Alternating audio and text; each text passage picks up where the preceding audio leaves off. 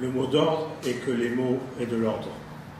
Alors, vous avez peut-être dû entendre dire que les autorités se prennent pour réorganiser l'écriture, le langage, voire la pensée, et par un récent arrêté national, relayé par les sous-préfectures des différentes régions, l'usage de certains mots fait désormais l'objet d'un contrôle beaucoup plus rigoureux de la part des autorités en vue d'une véritable remise en ordre des mots, ce qui s'impose. Dorénavant, toute dérive, manquements aux règles d'écriture, des mots dans leur ordonnance syntaxique seront immédiatement sanctionnés par la police, les mots, et le corps du texte. Toute écriture déviée en cours de vive correction et pourrait être sujette à l'effacement immédiat de la part du Haut Conseil des mots d'ordre qui pourront éjecter les mots repérés comme contentieux, litigieux, mal écrits, insultants, voire blasphématoires. Les mots seront désormais tenus de se ranger par ordre de taille, de famille, de caractère, de couleur, de presse et de nature. Plus aucun désordre dans la graphie des mots, des écarts typographiques seront admis dans le corps du texte.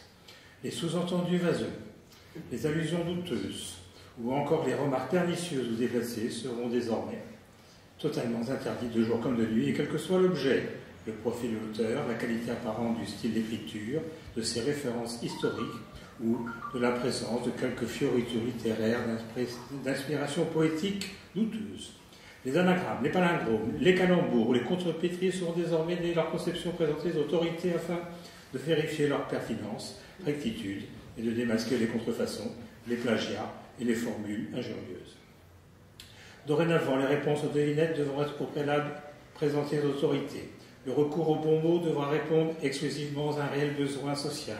Tout glissement sémantique subliminal ou purement délibéré verra le locuteur privé de mots, de lettres, d'accents et même de ponctuation. Seront exclus les mots vides s'ils ne peuvent justifier un remplissage. Les mots à double sens seront considérés comme véritablement ambigus et seront aussitôt placés en sens unique, tandis que les mots creux seront déclarés coupables d'être vides de sens. Les mots impropres seront obligés à une immédiate toilette capitale, et pour purifier la syntaxe et le message, les correcteurs automatiques assermentés pourfendront les ratures, les diffures, les coulures ou les mauvais usages et sauts de ligne. Les mots d'esprit seront validés par le conseil spirituel qui verra leur pertinence et opportunité langagière. Ainsi, aucune répétition de mots gratuite ou de parties de mots ne seront plus acceptées, y compris dans les concours de poésie, dans l'écriture de quelques livrets d'opérettes ou dans de stupides refrains de chansons mièvres. Les mots croisés devront, dès maintenant, en toutes circonstances, appliquer le code de la route, laisser la priorité aux mots venant de la droite, tandis que les mots fléchés devront suivre le sens de la lecture. Toute infraction sera sanctionnée. Le mot à mot sera dorénavant réservé à certaines situations de la langue. L'utilisation par le tout venant des mots couverts est rigoureusement interdite. Seules les autorités de sûreté bénéficieront de dérogations. Plus aucun demi-mot ne sera admis dans n'importe quelle phrase. Un unique mot de passe sera appliqué à toutes les situations qui nécessitent un code d'accès comme appareil électronique ou cadenas. La taille des gros mots sera limitée et ceux-ci devront expressément répondre aux normes et se caler immédiatement dans la phraséologie harmonieuse du corps de la lettre. Tout surplus de taille de mots sera immédiatement éliminé. Les lettres au corps excédentaire seront tronquées et même cavardées. Les mots valides seront priés dans les plus brefs délais de se faire mal et promptement abandonner toute velléité de fusion syllabaire. Il est désormais maintenant rigoureusement interdit de manger des mots, même s'ils sont bons. La véracité des mots magiques sera désormais sujette à des tests d'authenticité. Tous les mots d'amour, d'enfant, d'explication, d'excuse ou d'auteur devront être déclarés aux autorités afin